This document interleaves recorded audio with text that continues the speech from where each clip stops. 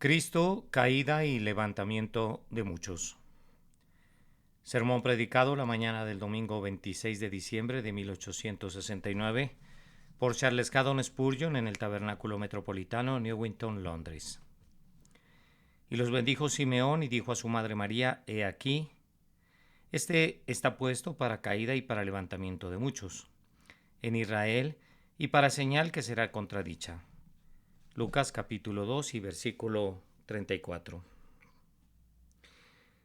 Este texto esconde en su interior un profundo abismo, pero yo no voy a intentar medirlo.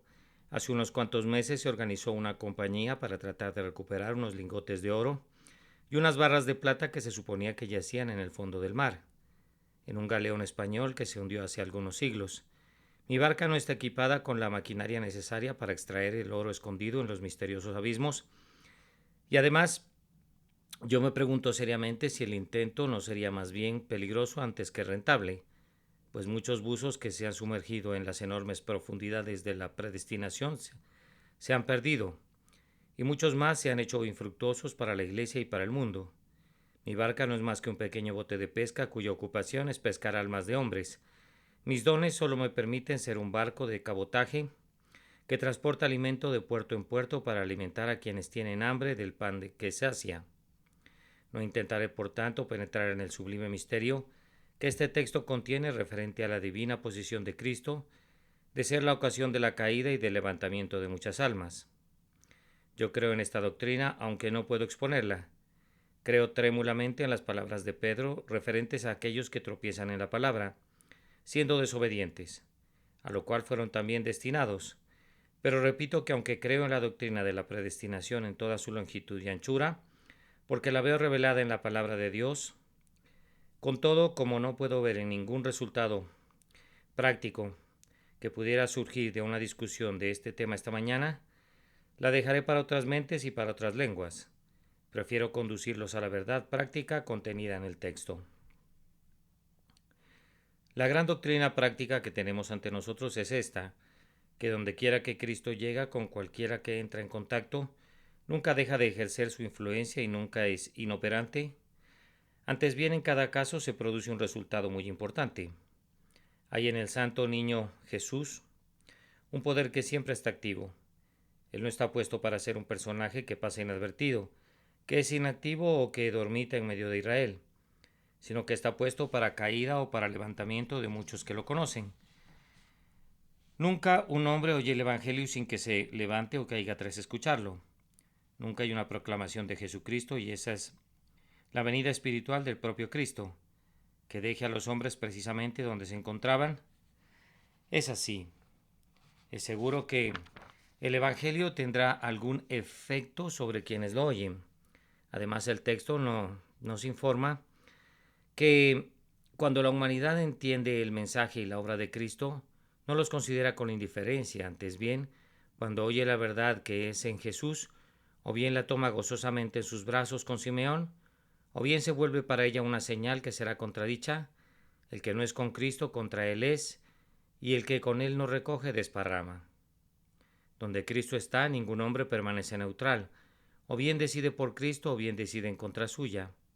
Cuando una mente entiende el Evangelio, solo tiene dos opciones: o bien tropieza con esta piedra de tropiezo, siendo escandalizada por ella, o bien se regocija en un cimiento sobre el cual se deleita en construir todas sus esperanzas para el tiempo y para la eternidad.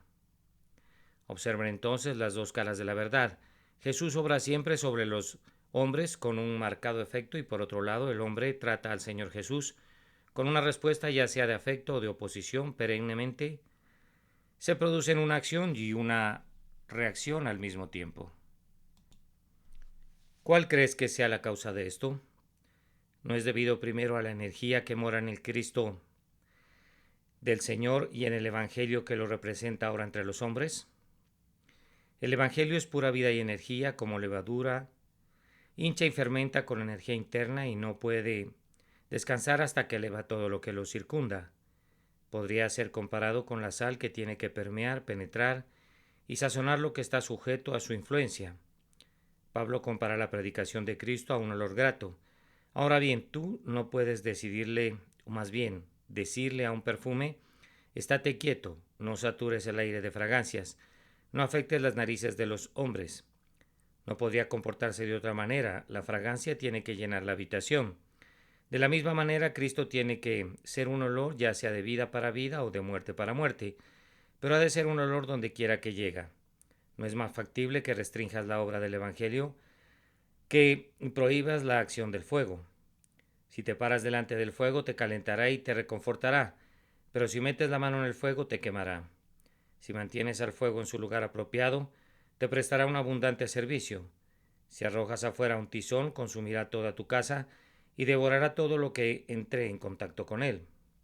No puedes decirle al fuego, reprime tu energía consumidora, puesto que es fuego, tiene que quemar. Y lo mismo sucede con el sol en lo alto. Aunque las nubes lo oculten de nuestra vista en este momento, por siempre derrama como proveniente de la boca de un horno su calor y su luz. Tampoco podría dejar de quemar y brillar a menos que dejara de ser un sol. Mientras sea un sol, ha de permear el espacio circundante con su influencia y su esplendor. ¿Les sorprende que el sol de justicia sea de una justicia todavía más divina? ¿Se maravillan porque ya sea que el incendio de su gloria ciegue a sus enemigos, o que la calidez de su amor enjugue las lágrimas de sus amigos? En cada caso haya un resultado claro y un efecto manifiesto. El Evangelio nunca regresa vacío, antes bien hace prosperar aquello para lo que el Señor lo ha enviado. Jesús no puede cesar de obrar en el Evangelio. Mi Padre hasta ahora trabaja y yo trabajo. El Padre no hace una pausa en la providencia y el Hijo no cesa en la obra de gracia. Además, recuérdese que Jesucristo y su Evangelio son asuntos de tan primordial necesidad para la humanidad que de esta causa también ha de sufrir siempre un efecto producido por Cristo. Consideren otros asuntos que sean de primera necesidad para la humanidad y mi significado quedará claro. Aquí hay aire y yo lo respiro. ¿Qué pasa entonces? Pues bien, vivo. No puedo respirarlo sin obtener ese importante resultado. Los pulmones reciben el aire, la sangre recibe un suministro de oxígeno y la vida es sustentada. Supongan que me rehusara a respirar el aire. ¿Qué pasaría entonces? ¿Se produciría algún efecto notable? ¿Me sentiría un poco desfallecido? ¿Tendría menos energías? No me moriría. Si respiro, vivo. Si rehúso respirar, me muero. Así el Señor Jesús es tan necesario para nuestras almas como la atmósfera lo es para nuestros cuerpos. Si recibimos a Cristo Jesús, vivimos. No podemos recibirlo sin que vivamos por Él. Si no lo recibimos, moriremos. Es inevitable que así sea. No puedes rechazar al Salvador y ser dañado solo un poquito por eso. No hay otra alternativa salvo que perezcas por completo. Tomen otro artículo necesario para el ser humano, el pan. Si comen pan los nutrirá y les proveerá el material que forma la carne y los músculos, los nervios y los huesos. Si rehusaran comerlo, entonces se privarían de la vida. Ustedes podrían tratar de engañar a los demás si quisieran, pero ya sea bajo la vigilancia o sin ella, morirían si no comieran. El sabio decreto lo ha determinado de tal manera que no hay vida sin comida. Si el lapso se prolongara lo suficiente, la muerte sería algo inevitable para quienes no comen. Lo mismo sucede con Cristo, que es el pan enviado del cielo. Si lo reciben, tienen todo lo que su alma necesita para su sustento y para aplacar su hambre. Si lo rechazan, no hay absolutamente nada en el cielo ni en la tierra que pudiera suplir la carencia de su alma. Podría ponerles como ejemplo el agua que bebemos o cualquier otra cosa que no fuera un artículo suntuario o de necesidad artificial, sino que fuera absolutamente necesaria para la vida humana. Todas esas cosas suerten efecto para bien o para mal, según las acepten o las rechacen. Así tiene que ser necesariamente con Cristo. Podríamos agregar que la posición en la que Jesucristo se encuentra con el hombre hace inevitable que él deba tener un efecto sobre ellos. No voy a hablar de los paganos que no oyen acerca de él, ni de nuestros infelices paganos que nos rodean, que no quieren oír acerca de él. Pero en cuanto a ustedes que han oído acerca de Cristo, yo asevero que en el caso suyo el Señor Jesucristo se ha encontrado con ustedes en ocasiones en las que aceptar o rechazar habría de generar una crisis en su ser. Él estaba en medio de su camino. Ocurrió un domingo en la noche cuando el Espíritu Santo estaba con el predicador. O fue un día cuando tu padre acababa de ser enterrado.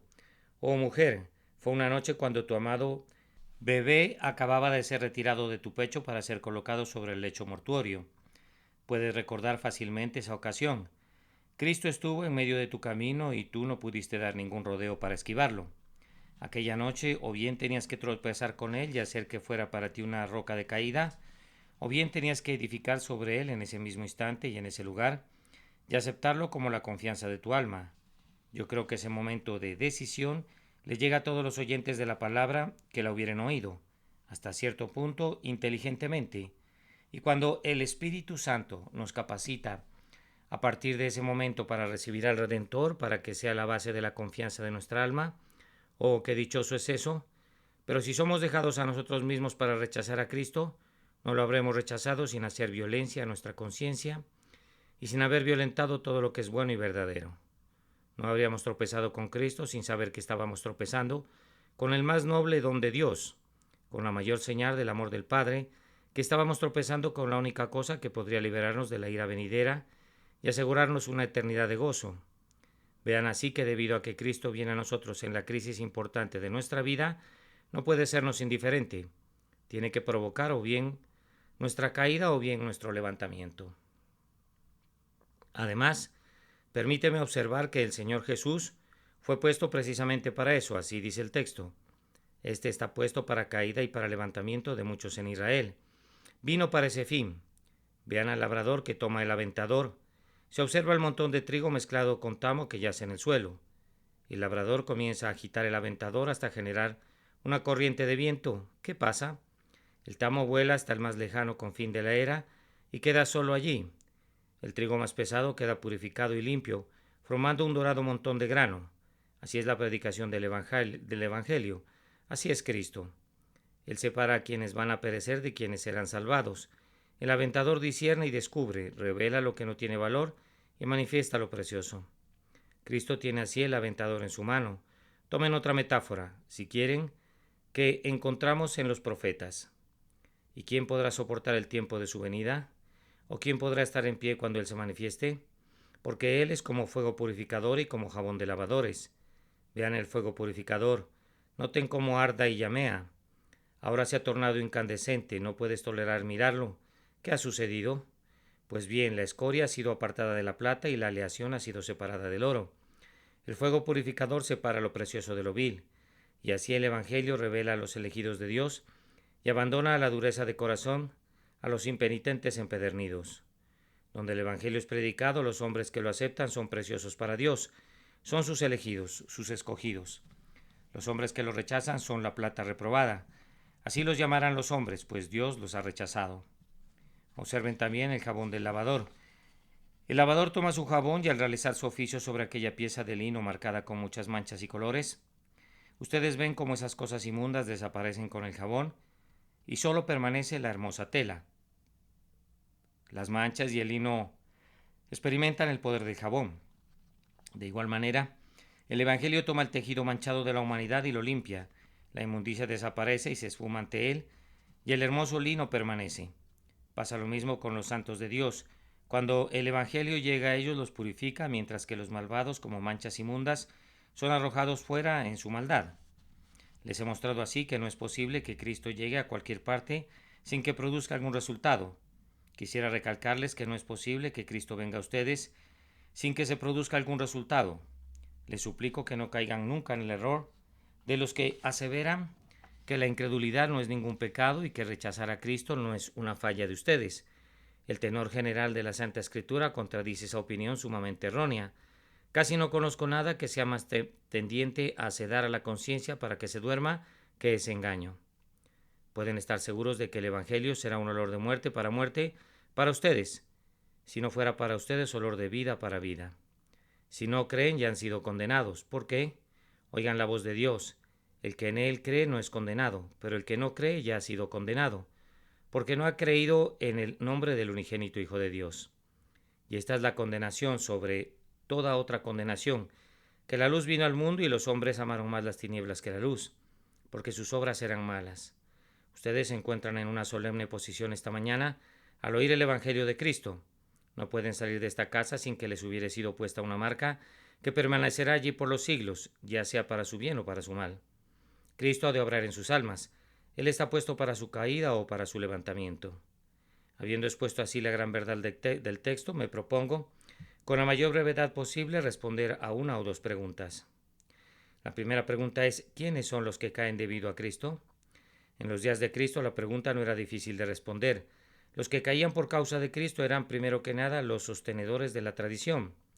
Habían ciertas personas que siempre argumentaban: los antiguos sostenían esto. Citaban los dichos del Rabí Ben, esto, o del Rabí Ben eso, y esos famosos dichos eran exaltados prácticamente por encima de la palabra escrita de Dios, a menudo al punto de suprimir el propio significado del decálogo mismo, y de constituir a las tradiciones de los hombres en una autoridad superior a los mandamientos de Dios. Ahora bien, nuestro Señor Jesucristo puso el hacha a la raíz de este árbol malo, pues continuamente decía: fue dicho a los antiguos, pero yo os digo. Denunciaba que anularan la ley de Dios por medio de sus tradiciones. Tomó una escoba y barrió implacablemente las viejas telarañas de lo que los padres hacían y de lo que los antiguos decían, y colocó el sempiterno escrito está por encima de la autoridad de la antigüedad. Mucho trabajo parecido para él hay en nuestros días, cuando el uso del sarum, la costumbre de las iglesias ortodoxas y no sé qué otras cosas más de basura venerable, profanan la casa de Dios, y hermanos míos, Él lo hará con seguridad, y la tradición caerá una vez más delante de la palabra de Dios que vive eternamente. Cayeron también por la mano de nuestro Señor los externalistas. Esos hombres daban mucha importancia al lavatorio de las manos antes de comer el pan. Consideraban que era una gran cosa extender los flecos de sus mantos y estaban peculiarmente atentos a sus filacterias. Usaban cuidadosamente coladores para impedir que las moscas se introdujeran en su vino, no fuera que algún animal inmundo tocara sus labios. Pero el maestro en su ministerio los despachó sumariamente. Ustedes, ciegos necios, dijo, coláis el mosquito y traigáis el camello. Como escarneció sus largas oraciones y sus vanas pretensiones, y el diezmo del comino y su avidez por devorar las casas de las viudas. No podrían olvidar nunca el simil del vaso y del plato, lavado por fuera, pero sucio por dentro, ni aquel del sepulcro blanqueado, tan hermoso para el ojo y sin embargo tan lleno de podredumbre. Ay de vosotros, decía, escribas y fariseos hipócritas, y con esa palabra barrió todo el imperio del externalismo e hizo ver la vanidad de la religiosidad externa en tanto que el corazón permanece sin ser renovado. Cuán convincentes son esas palabras: no lo que entra en la boca contamina al hombre, mas lo que sale de la boca, esto contamina al hombre. El reino de Dios no es comida ni bebida, sino gozo en el Espíritu Santo. Oh, anhelamos una hora de la presencia de nuestro Señor para flagelar el formalismo de hoy, pero tengan buen ánimo, pues su Evangelio lo hará. El Maestro hizo caer al mismo tiempo a todos los justos con justicia propia. Ellos mismos concebían ser justos y despreciaban a los demás.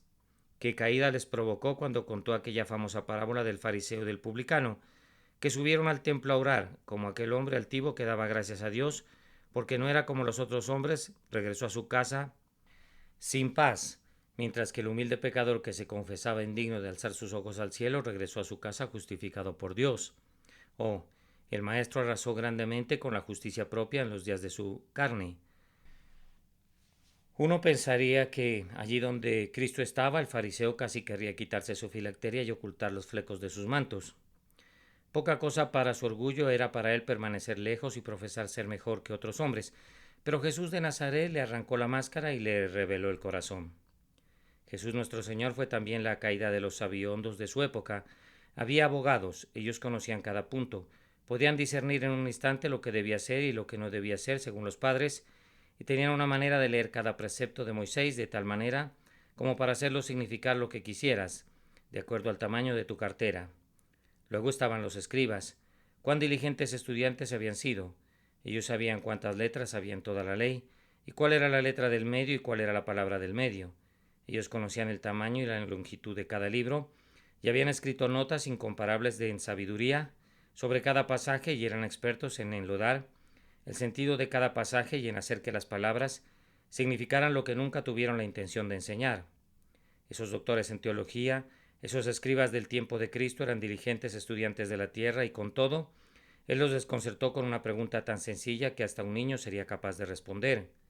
Pues si David le llama Señor, ¿cómo es su hijo? Ellos no pudieron responderle, y si hubiesen sido capaces de responder con toda su sabiduría esa única pregunta, Él hubiera podido hacerles muchas preguntas más por medio de las cuales Su ignorancia habría quedado al descubierto. Él fue su caída, así como será en este día la caída de todos los labios jactanciosos, pues prende a los sabios en la astucia de ellos. Pero si nuestro Señor fue la caída de quienes eran externamente religiosos, de quienes eran justos con su justicia propia, de quienes eran meramente ortodoxos, Él fue también la caída de la Iglesia general, así como también de la Iglesia alta. ¿Cómo hizo caer a los saduceos? Ellos equivalían a los hombres de la Iglesia general. Profesaban creer en la ley de Moisés, pero la privaban de su elemento sobrenatural, y sin embargo continuaban en la Iglesia establecida de entonces. Por supuesto que lo hacían. ¿Por qué el Sanedrín Nacional no habría de ser el carácter más incluyente? Sin embargo, esos escépticos declaraban que no hay resurrección, ni ángeles, ni espíritus. Cuando el Señor entró en la arena para enfrentarse a ellos, su famosa historia de la mujer con los 7 esposos fue quebrada como una espada de madera, y sintieron contra sus pechos la punta de un arma irresistible cuando Jesús les preguntó si el Dios de Abraham, Isaac y Jacob era el Dios de los muertos o de los vivos. El triunfo de nuestro grandioso líder sobre la facción escéptica fue tan completo como el triunfo logrado sobre el grupo ritualístico, pues a ambos les propinó una aplastante caída. Sí es fácil responder a la pregunta ¿a quién hizo caer Cristo durante su vida? No sería difícil responder a la pregunta ¿a quiénes hace caer Cristo hoy? Vamos, el tipo de personas es muy parecido a la gente que él hizo caer entonces. Si algunos de ustedes confían en las cosas externas de la religión, si son extraños a la vida espiritual, si dependen de su confirmación, de su bautismo, de recibir los sacramentos o de cualquier cosa ceremonial, seguramente Cristo será la caída suya. Oigan sus propias palabras, os es necesario nacer de nuevo, y si alguno no tiene el Espíritu de Cristo, no es de él. Aunque recibieras el bautismo de Cristo y la cena de Cristo, cuantas veces quisieras sin su Espíritu, estarías perdido. Si hay algunos aquí que están confiados en su propia excelencia, si esperan entrar en el cielo porque nunca han hecho ningún gran daño y han sido en general unas personas muy buenas, amigables y amables y generosas, Cristo será su caída si continúan siendo como son ahora. Su Evangelio los condena rotundamente. Pues ¿qué dice ese Evangelio? Por las obras de la ley nadie será justificado. Vamos entonces, ¿esperaría ser justificado a despecho de lo que Cristo ha declarado por medio de su apóstol inspirado? Cristo es la muerte de la justicia propia y tú perecerás ineludiblemente si confías en tu yo. Algunos les dirán que la naturaleza humana no es en absoluto tan mala como se afirma en la Escritura. Hay algunos puntos excelentes en el hombre que solo necesitan oportunidades de desarrollo. Ah, pero si el hombre no estuviera caído, ¿por qué necesita un Salvador? Si el hombre no estuviera irremediablemente caído, ¿por qué habría necesitado Dios descender del cielo y asumir la naturaleza humana para redimir al hombre? Ustedes, los que alaban a la naturaleza humana, le roban la gloria a Cristo para coronar al rebelde moribundo. Tengan la seguridad de que ese robo será su ruina a menos que se arrepientan. Hay otros que dicen si el hombre realiza su mejor esfuerzo, sin duda será aceptado por Dios. Esos esperan que haya suficiente fuerza en el hombre que le capacite para abrirse paso hasta lograr lo que desea. Si es así, ¿por qué se necesita ese sacrificio de sangre? ¿Qué necesidad había de los gemidos del Calvario y de los dolores de muerte? El sacrificio de Cristo es la muerte de todas las esperanzas de una autosalvación. Si pudieras salvarte a ti mismo, sería monstruoso que Cristo viniera para salvarte. Yo te digo que si te aferras a la autoconfianza, la cruz de Cristo será tu caída. Será un testigo condenatorio en contra tuya. Por otra parte, Jesús es la caída de todos los que confían en los sacerdotes o de los que profesan ser sacerdotes. Cuando el Hijo de Dios se presenta como el sacerdote de la humanidad caída, o, ¿cómo se atreven ustedes, canes de mala ralea, perros que ladran a los talones del anticristo, a reclamar que son los que únicamente Jesús es? ¿Cómo se atreven a arrogarse el derecho de estar ante el altar estando él allí? Ahora que el sol de justicia se ha levantado, no podemos y no nos atrevemos a confiar en tales manchas de oscuridad como son ustedes. A todas las personas que están autosatisfechas, a todas aquellas que son de mente altiva, a todas ellas, Cristo les provocará seguramente una terrible caída. Todo valle sea alzado y bájese todo monte y collado. Él abatirá toda mirada de orgullo, pues Él está puesto para caída de todos aquellos que, ya sea en Israel o entre los gentiles, se exalten a sí mismos en la faz del Señor de los ejércitos. Juzguen ustedes, señores, si Él va a hacer su caída. Ustedes pueden saberlo fácilmente. El que está abajo no necesita temer ninguna caída, pero el que está en lo alto haría bien en temblar, no sea que el niño que nació en Belén sea su caída. Pero tengo que proseguir. Surge naturalmente otra pregunta más feliz. ¿Para quiénes será el levantamiento del Señor Jesús? Él será levantamiento para quienes han caído. ¿Confiesas tú, he caído, reconoces tú, posee una naturaleza caída? ¿Te lamentas por haber caído en el pecado? Oh, hermano mío, Él será tu levantamiento, Él no puede levantar a quienes no han sido humillados. Pero si tú has caído y estás consciente de ello en este día, Él está puesto para hacer levantamiento de quienes son como tú. Te pregunto de nuevo, ¿estás consciente de estar abajo? ¿No puede haber un levantamiento para quienes están arriba? ¿No puede haber curación para quienes no están enfermos? Cristo no vino por un propósito tan ridículo como el de ser el Salvador de quienes ya son salvos. ¿Estás enfermo? Él fue puesto para sanar a quienes son como tú. ¿Estás caído? Entonces, entre más desesperada sea tu caída, entre más profundo sea tu sentido de degradación, más me regocijaré. Si tú te autonombras el primero de los pecadores, yo estaré mucho más agradecido, y si tú te sientes que estás más allá de toda esperanza, te he de felicitar como un prisionero de la esperanza, pues Él vino para hacer el levantamiento de quienes son como tú. Claramente, para el sentido común de todos, el levantamiento no es para quienes ya están arriba, sino para quienes tienen necesidad de ser levantados. Ellos se levantarán en Él. Noten además que aquellos que se levantan en Él son quienes están dispuestos ahora a levantarse en Él. Él no salva a nadie que no esté dispuesto, pero hace que los hombres estén dispuestos en el día de su poder. ¿Estás dispuesto en este día a levantarte en Cristo? Esto te vendrá de Dios por pura gracia. Esa disposición es una indicación de que Jesús está puesto para levantarte. Nunca se aferró un alma a Cristo con una denodada voluntad de levantarse, para descubrir que Cristo la dejó para que pereciera. Solo aférrate al borde de su manto y Él te levantará a su propia gloria. Nos hemos enterado de algunas personas que al estarse ahogando se sujetaban de otras que a duras penas podían salvarse a sí mismas, pero que no podían sostener a otra y que por tanto se veían forzadas a deshacerse de quienes se aferraban a ellas, pero tú te puedes aferrar a Cristo sin miedo. Él es un nadador todopoderoso que llevará a tierra a toda alma que se abrace a Él. Trémulo creyente en Jesús el Redentor, tú te levantarás de tu pobreza para sentarte entre príncipes. Tú te levantarás del muladar de tus pecados para reinar con los ángeles. Tú te levantarás de tu muerte espiritual a una nueva vida. Tú te levantarás de la vergüenza de tu pecado al honor de la perfección. Ustedes se levantarán para ser hijos de Dios, educados y entrenados para un mundo mejor. Se levantarán para morar en las muchas mansiones de la casa de su Padre. Ustedes se levantarán para ser uno con Cristo, y entrarán en su gozo triunfando con Él, y todo esto no es para quienes tienen una alta estima de sí mismos, sino para quienes lamentan su propia indignidad y pecaminosidad. Él muestra un ceño fruncido para los altivos y una sonrisa para los humildes. Quitó de los tronos a los poderosos y exaltó a los humildes. A los hambrientos colmó de bienes y a los ricos envió vacíos. Otro asunto habrá de ocuparnos por un momento. Algunos de los mejores críticos de los tiempos modernos difieren enteramente de los antiguos expositores y piensan que el y usado aquí es conjuntivo y no disyuntivo, es decir, que las dos palabras describen únicamente a un tipo de personas, mientras que algunos comentaristas más antiguos, según yo creo correctamente, interpretan las palabras como refiriéndose a dos clases de personas. Y sin embargo, incluyamos este otro sentido en nuestra exposición. Este niño está puesto para caída y para levantamiento de muchos en Israel. Es decir, que hay algunos que caerán pero que también se levantarán en Cristo. Hay algunos a quienes Cristo provocará una caída como no la han tenido antes y un levantamiento que será para su eterna resurrección. Permítanme presentarles un cuadro. Ustedes recuerdan la lucha de Jacob y del ángel en la noche. ¿Han experimentado alguna vez lo que significa luchar con Cristo? Yo recuerdo cuando me encontró y entró en un conflicto de gracia con mi espíritu rebelde. Yo me erguí en altivez y le dije virtualmente que no tenía necesidad de un Salvador, pero él luchó conmigo pues no me dejaría ir.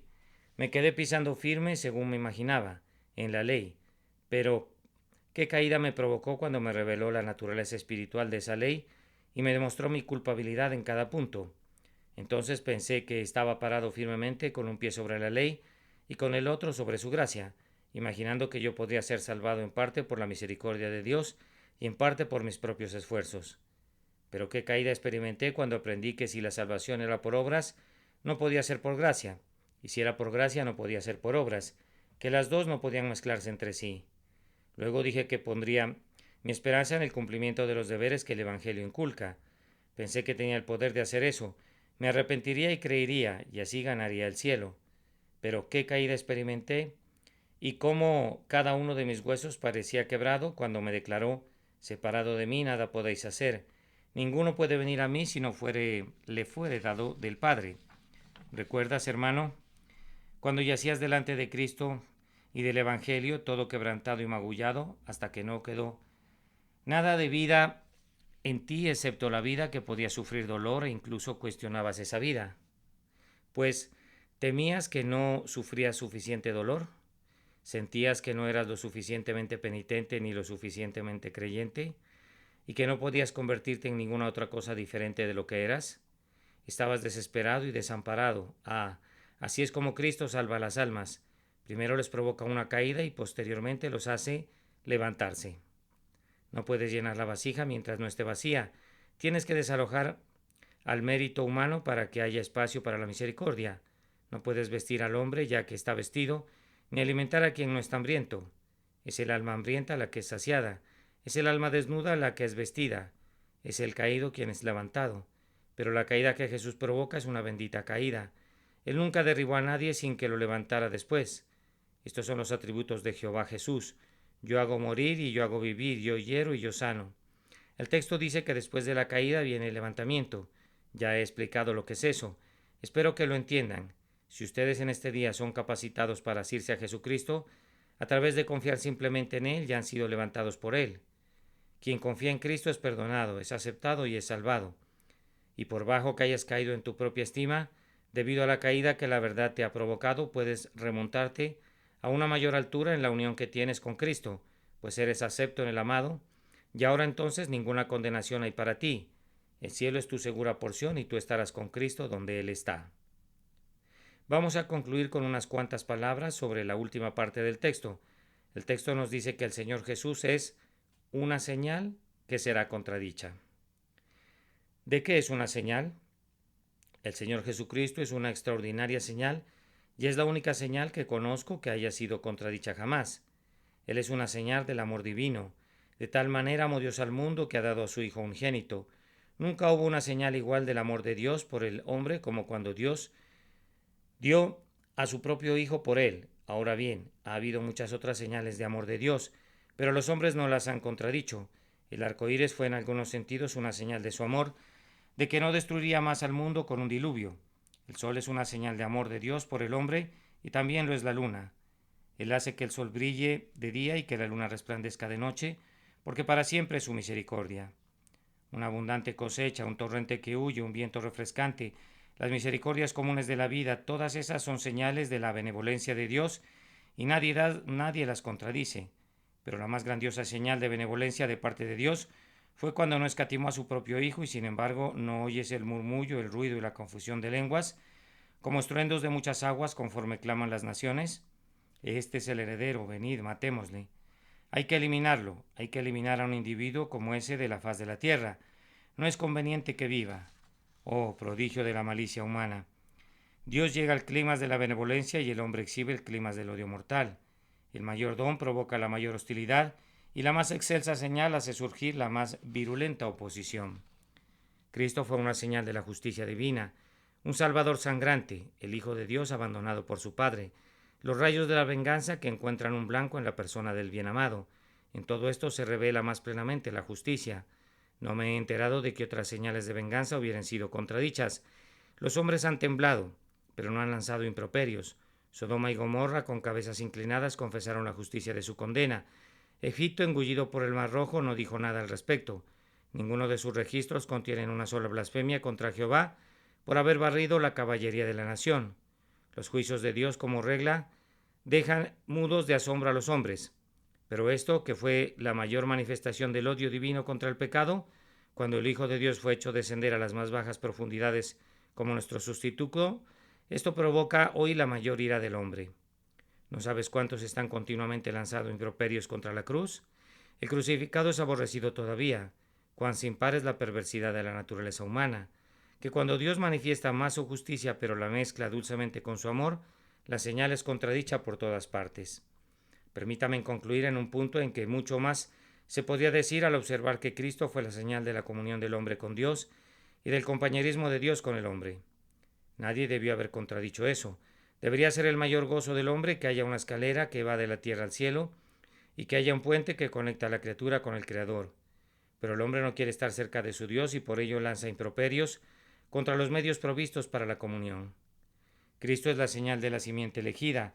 Él es la simiente de la mujer, la cabeza del pueblo bajo el pacto, y eso es tal vez la base principal de la oposición, pues la serpiente tiene que odiar mientras siempre a la simiente de la mujer. Dios ha puesto una enemistad entre ellas. Jesús es el representante de lo santo, de lo nacido de nuevo, de lo espiritual. Él es la señal de los elegidos de Dios, y de aquí que tan pronto como la mente carnal que no conoce a Dios ni lo ama percibe a Cristo y su Evangelio, de inmediato agita la profundidad de su malevolencia para acabar con Cristo si le fuera posible. Hermanos, nunca acabarán con él. Pueden contradecir al Evangelio, pero aquí nuestro gozo que Cristo levantará a su pueblo y ciertamente provocará la caída de sus enemigos. Es uno de los hechos comprobados de la providencia que ninguna mentira es inmortal. Nunca tengan miedo de que algún error pueda dominar por mucho tiempo. El arca del Señor no puede caer nunca delante de Dagón, pero Dagón tiene que caer delante del arca del Señor. Tengan paciencia, tengan paciencia. La victoria es segura aunque se demore. Podrían quejarse de lo que los ritualistas cobran fuerza. Tengan paciencia. El Señor se reirá de ellos hasta el escarnio. El Señor se burlará de ellos. Podrían decir que los que dudan de la verdad de la palabra de Dios cobran fuerza, pero han de esperar con paciencia, pues el escepticismo será derrotado. Pero yo he puesto mi rey sobre Sión, mi monte santo. El Señor Dios ha establecido el decreto, y el decreto permanecerá. Ten buen ánimo, pues todo está bien. En tanto que te has levantado en él, no desmayes, aunque la señal sea contradicha. Con vuestra paciencia ganaréis vuestras almas, pues el día vendrá cuando él tome satisfacción de sus adversarios y cuando el más altivo enemigo será arrojado al suelo, pues él los desmenuzará, los gobernará con una vara de hierro y los quebrantará como vasija de alfarero. Oh, pónganse de su lado ustedes que quieren estar seguros. Honrad al Hijo para que no se enoje y perezcáis en el camino. Bienaventurados todos los que en él confían. Vengan ustedes, seres trémulos, agazápense debajo de las alas de su Salvador, que dice hoy como dijo en los días de su carne: cuántas veces quise juntar a tus hijos, como la gallina junta sus polluelos debajo de las alas y no quisiste. No lo rechacen, no vaya a ser para ustedes una veloz águila que detecta a la presa desde muy lejos y desciende con terrible venganza para desmenuzar y para destruir. Que el Señor nos conceda que el niño Jesús sea puesto para su levantamiento y por una señal en la que sus almas se deleitarán. Por causa de su nombre. Amén. A continuación vamos a leer algunas notas del traductor. En primer lugar, se refiere a la palabra Sarum, mencionada en el principio de este sermón. Sarum, una forma particular de adoración practicada por la Iglesia de Inglaterra, que fue desarrollada en Salisbury. Se trataba de una adaptación exuberante, sofisticada y hermosa del rito romano. En segundo lugar, el autor del sermón se refiere a la Iglesia general, en inglés Broad Church. Este es un término que se refiere a la laxitud eclesiástica en la Iglesia de Inglaterra, en cuanto a preferencias litúrgicas y doctrinales. En tercer lugar, el predicador se refiere a la Iglesia alta, en inglés High Church. Esta es una descripción que se emplea a menudo para describir a aquellas parroquias o congregaciones anglicanas que emplean muchas prácticas rituales asociadas en la mente popular con la misma Iglesia católica. Y en cuarto y último lugar, miramos la palabra sabiondo aplicada aquí. Y esta palabra se aplica a la persona que muestra pedantemente su suficiencia en algo o que se esfuerza por mostrar que sabe más que los otros. Cristo, caída y levantamiento de muchos. Sermón predicado la mañana del domingo 26 de diciembre de 1869 Por el reverendo Charles Haddon Spurgeon en el Tabernáculo Metropolitano, Newington, Londres. Y los bendijo Simeón y dijo a su madre María: He aquí, este está puesto para caída y para levantamiento de muchos en Israel, y para señal que será contradicha. Lucas capítulo 2 y versículo 34.